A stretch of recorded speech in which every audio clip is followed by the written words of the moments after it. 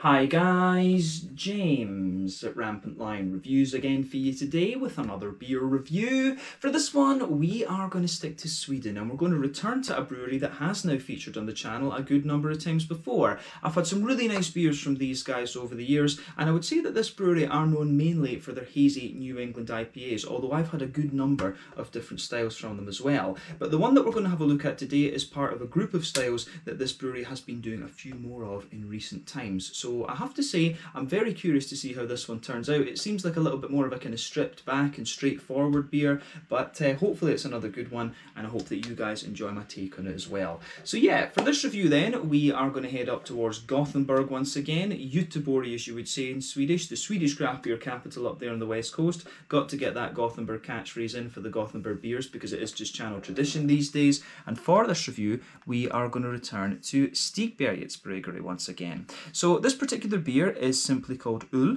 It comes in at 4.5% ABV, and this one is a light lager beer. So yeah, really curious to see what this one has in store for us. We've had a good few lager beers from these guys recently through their Ringbräu range, you know, Märzens, Rauchbox, various different things actually, but this one seems to not be part of that series. So yeah, really curious to see what it has in store for us, like I said. But this beer was released as part of the Lokal och Småskalig assortment through Systembolaget here in Sweden for May of 2021. So yeah, let's see how we get on with this one then. Hopefully it's another good beer, hopefully it makes for an interesting review, and I hope that you guys enjoy my take on it as well. Always nice to return to Stigbergets and try something a little bit different. So yeah, as always with my reviews then, I'll tell you a little bit about the brewery before we taste the beer. If you want to get straight to the tasting, just fast forward. All the usual links are in the video description below. That's the brewery website, the link to my other reviews that I've done from Stigbergets Bryggeri before, and you will no doubt see more added to that list in the near future. But there's all the usual social media down there. If you want to see more reviews, do please consider subscribing to the channel. The whole channel, of course, has a geography-based tagging system, so you can go into the homepage and search for beer based on country, city, state, county, province, prefecture, whatever it is you happen to be interested in. Do check out the playlists of beers from different countries. There is one there for all the Swedish beers that I've reviewed for you. That's constantly being added to. And as always, please do get in touch and let me know some of the other beers and breweries that you guys would like to see me review. It's always great to hear from you guys that are watching the videos, and the support that you show the channel is hugely appreciated. So anyway, on to my brewery notes then to tell you a little bit about Stigbergets Bryggeri then. So Stigbergets Bryggeri, as I've mentioned to you already, are based in Gothenburg, Göteborg, up on the Swedish west coast, and the company was founded by Nils Hultkrantz and Richard Simonsson. So these guys own two bars that share the one kitchen. This is Bar Kino and the Hagabions Cafe, which can be found on Linnegatan in the city, and both of these opened back in 2007. And this building is actually an independent cinema, which I didn't realise until I went to visit it. So you can check out my out and about video that I did for Linnegatan in the city. But yeah, I do hope that I can get up there again and have a little look around the Hagabions Cafe a wee bit more, and maybe see a film in the Stigbergets. In the Stigbergets facility that they've got up there. It would be pretty cool, but definitely worth checking out. A lot of independent films from what I understand. But originally the idea was that they wanted to brew a few beers that they could sell in the bars, but this led to them kegging the beer, selling it on to other pubs, and eventually they started bottling the beers beginning in November of 2014. So the original beers that they were producing were mainly English and German styles, but of course they really started to make their name when they began to focus on the more hoppy American styles of beer.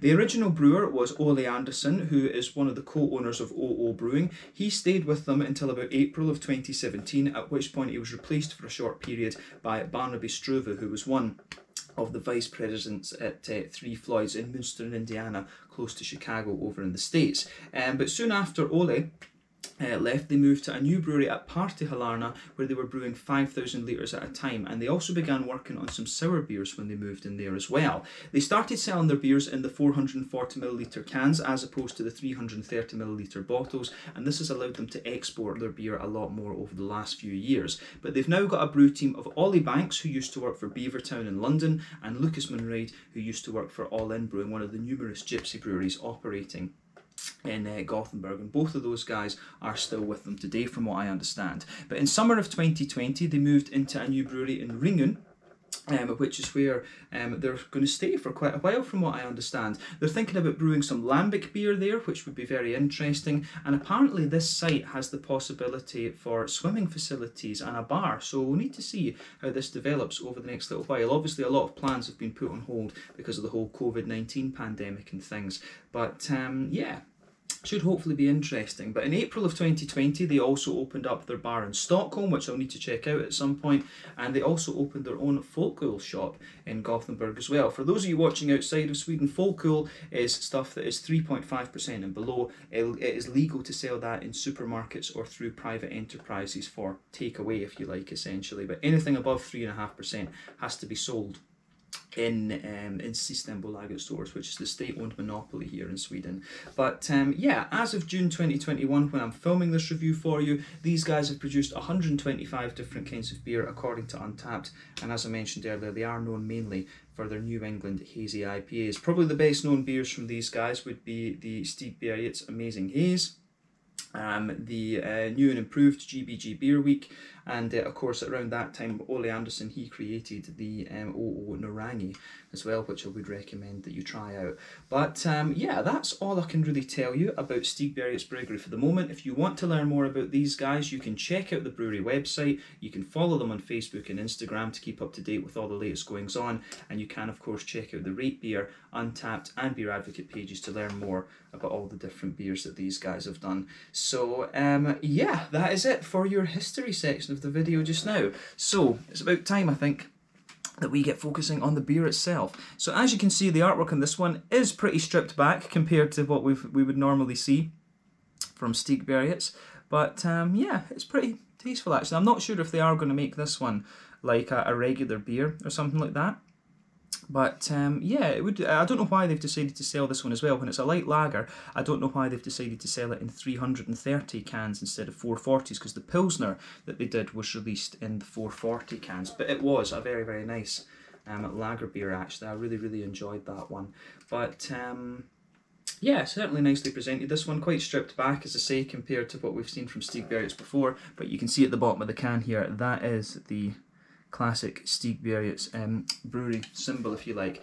But yeah, this beer cost me somewhere in the region of I think 20 or 25 Swedish kronor. Let's say 25 because that seems a little bit more kind of reasonable. So yeah, about $2.50 for the can, a little bit more than, no, a little bit more than that. So yeah, €2.50 for the can, I think about just a little bit over £2 sterling, and maybe somewhere in the region of $2.75, $3 American for this one. But yeah, 33 centilitre, 330 milliliter light lager, 4.5% ABV. Let's get this guy out and we'll get on with the tasting then. Very, very curious to see what this one has in store for us.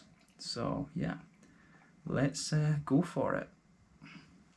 Let's have a look at this. There we are. So, oh, actually it's quite kind of hazy and things as well. So this should be quite nice.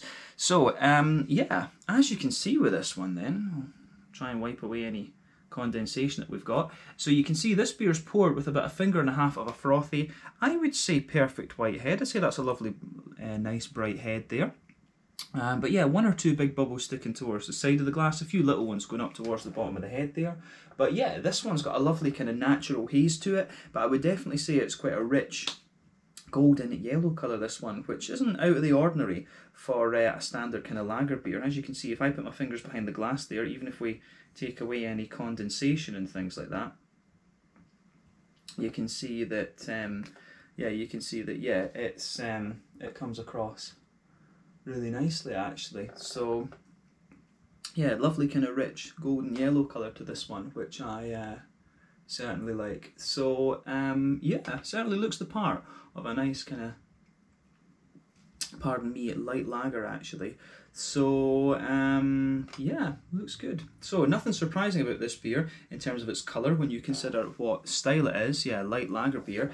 But yeah, the thing with a lager beer is, as I've told you in previous reviews, you know, a lager beer, it's a cold temperature fermentation. So that means, to say a cold temperature fermentation would mean that it's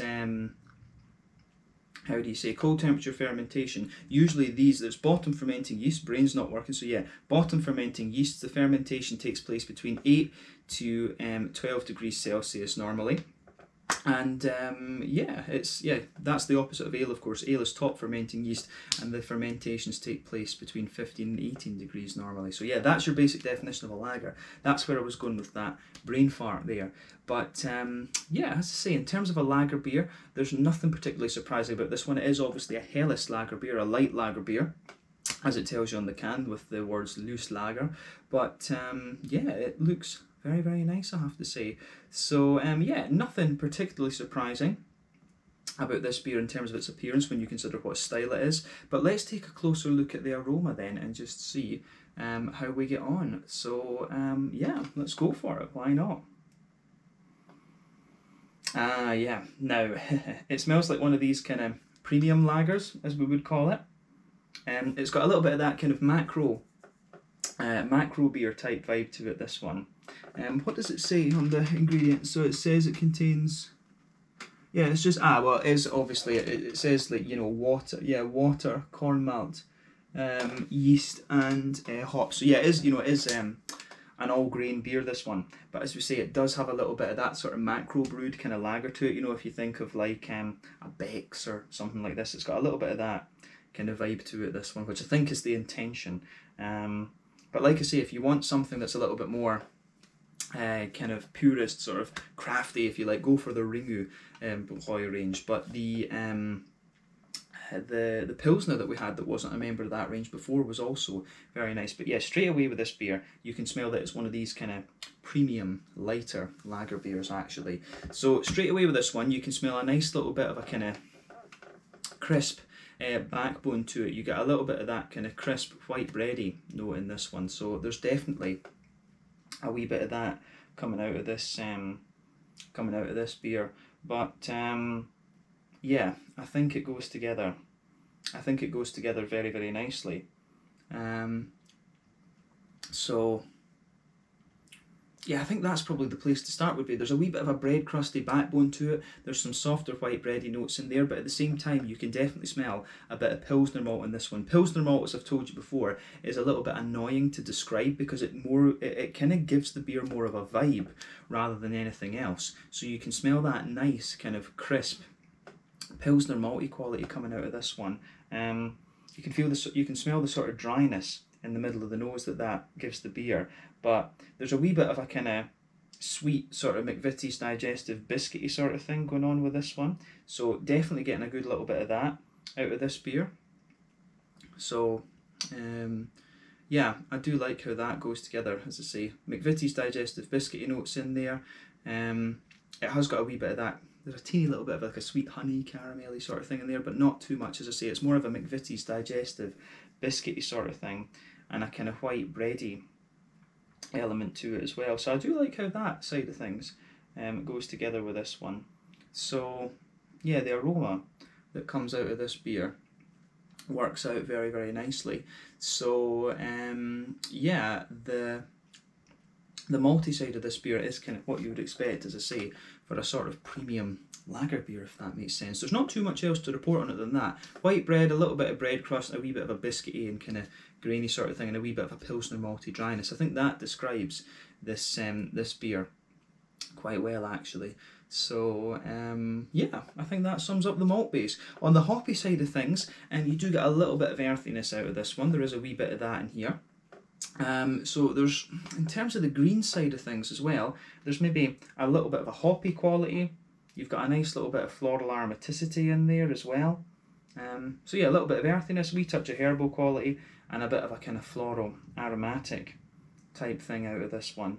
So yeah, I do like how that goes about its business in this one as well. But yeah, good little bit of a kind of grassy, zesty quality to this one. I'd say it's not the most zesty beer that you're going to come across in that sense. The grass just has a little bit of brightness to it, which I think works very, very nicely. So yeah, a little bit of grassy zestiness to this one. Good little bit of floral aromaticity, but not overly big and spicy, if that makes sense. It just does give the beer a little bit of brightness, and there's a little bit of earthy herbal quality sitting underneath it as well. So yeah, I like how this one goes together. I do like how it goes about its business for sure. But yeah, on the fruity side of things then, it's kind of what you'd expect. I mean, you've got a little bit of a kind of, I'd say like a sort of slightly peary, appley sort of thing, maybe one or two wee hints of apricot. These are all things that you can often pick up from a Helles lager, of course.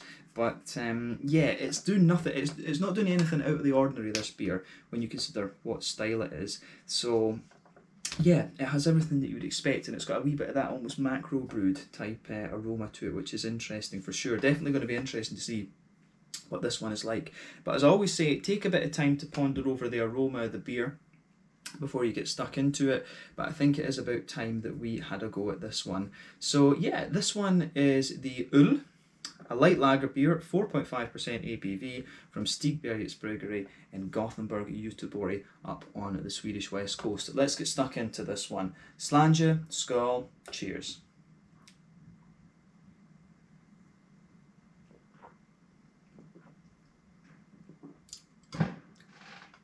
Oh, we've got a wee bit of fireworks outside, there we go. Graduation this week in Sweden actually, so lots of that kind of thing going on.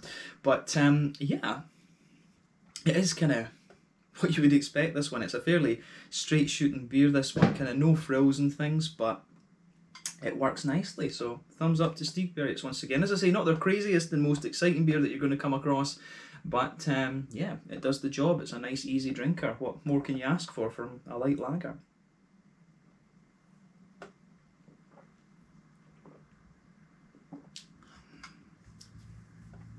I would say as well that it's quite a dry lager, this one. I do find that it's got a good little bit of dryness the further that you go into the aftertaste with it, and that's quite an interesting point to make about this beer for sure. Definitely a little bit more of a kind of dry vibe to this one, but yeah, I like that about this beer for sure. Yeah, it works really well. So where do we start with this one in terms of flavour profile? It's kind of, this one, it's sort of the aroma that you pick up translates quite well into the flavour with this beer. So let's just go from there.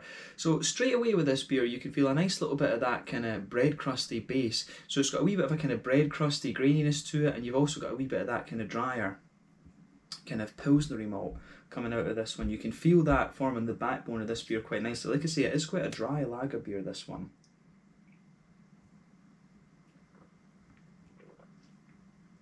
It reminds me, actually, it comes across as like a slightly wetter version of the Ecta Pils from OO Brewing, come to think of it. So that's an interesting point to make about this beer for sure. But yeah, as I say, grainy, sort of bread crusty backbone with this one.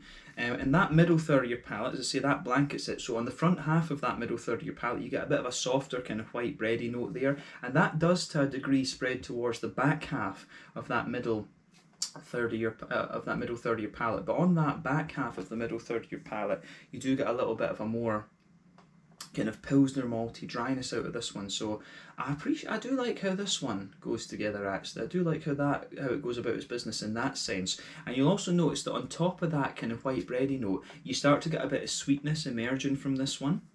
So it's almost like you've got a kind of oily circle right in the dead centre of your palate. So you've got a sweet sort of oily, biscuity character with this one. So yeah, I do like how it goes. I do like how it goes about its business.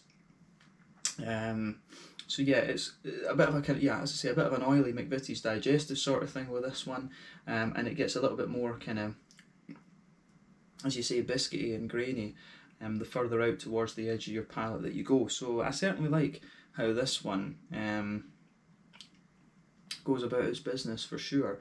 It is, as I say, it's very straight shooting, this one. A bit of bread crust, a bit of white bread, and a wee bit of a pilsner malty dryness and some biscuity notes. I think that's as much as you need to say about the middle third of your palate in this one. Really not much more to it than that.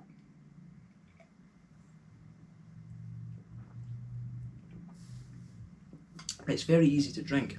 I don't know whether I would prefer this one to the Pilsner that they did before. I think the Pilsner that they did, was that back at the start of the year or was it the end of last year? I think it was the end of last year, but they had a Pilsner, as I say, that they did a couple of months back, and that was very nicely done. This one isn't quite on the same level as that, I would say, in terms of a light lager beer, but you know, it does the job. As I say, I would complain that it's in a 330, but you know, I always do this when it comes to lager beers. For me, I don't think it should be allowed to sell lagers in 330s. It should be 440s or half litres. But yeah, as I say, it does the job. This one, it's meant to be a nice kind of straight up drinkable beer.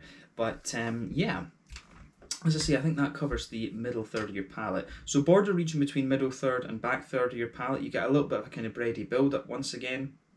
You can feel that in there, a bit of a bread crust. Then on the back third of the palate, you've got a nice kind of crisp, you can feel it's almost a little bit more Pilsner malty on the back third of your palate. So the bread crusty note is there, but then the Pilsner malt, the sort of crispness of the Pilsner malt is a little bit more prominent there. But sitting on top of that, you get a wee bit more of a kind of yeasty thing coming out of the beer. So when you start at the back of your palate, you can feel the sort of height of the flavour is a little bit taller, if that makes sense. So when you come further forward, the height of the beer is like this, but it condenses down a little bit. Then as you go into the middle third of your palate, it's nice and kind of squashed together as you go further forward. So it's just interesting how the beer goes about its business too, but you certainly get a wee bit of a yeasty character out of this one. Onto the hoppy side of the beer though. Back corners of the palate, you certainly have a nice little touch of earthiness and the corners of your palate there, but as you move further forward, it gets a little bit more kind of herbal in a sense, and then as you push towards the front corners of your palate,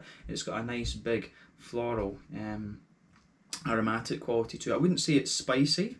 I wouldn't say that it's spicy, but it's just got a nice brightness to the floral aromaticity. Then round the front curve of the palate, it's got a little bit lighter.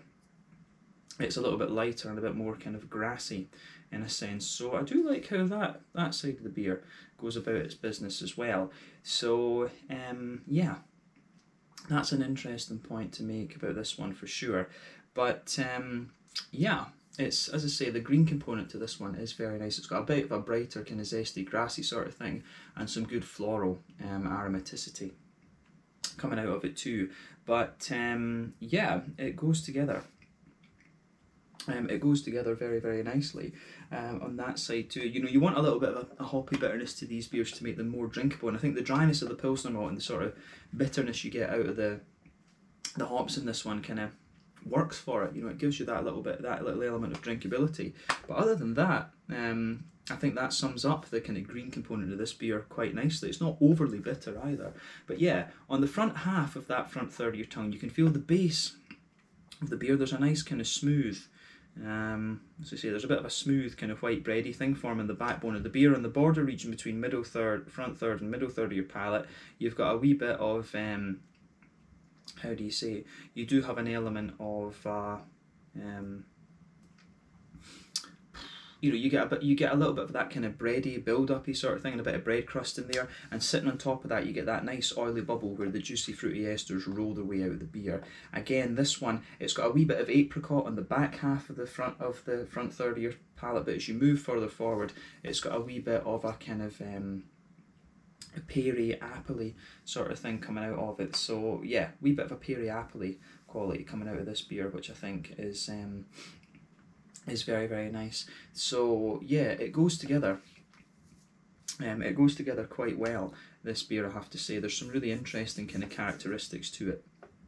So yeah, it's quite, it is, as I say, just a very straight shooting lager beer, this one. There's nothing madly surprising about it, but you know, it works and it does the business. It really does the business for what you would expect of a light lager beer. So thumbs up to Stigbergets. They did something a little bit different. I think it's worked out fairly well, although I wouldn't say this beer is better than the Pilsner that they did a few months back. But let's round off the review with the mouthfeel then.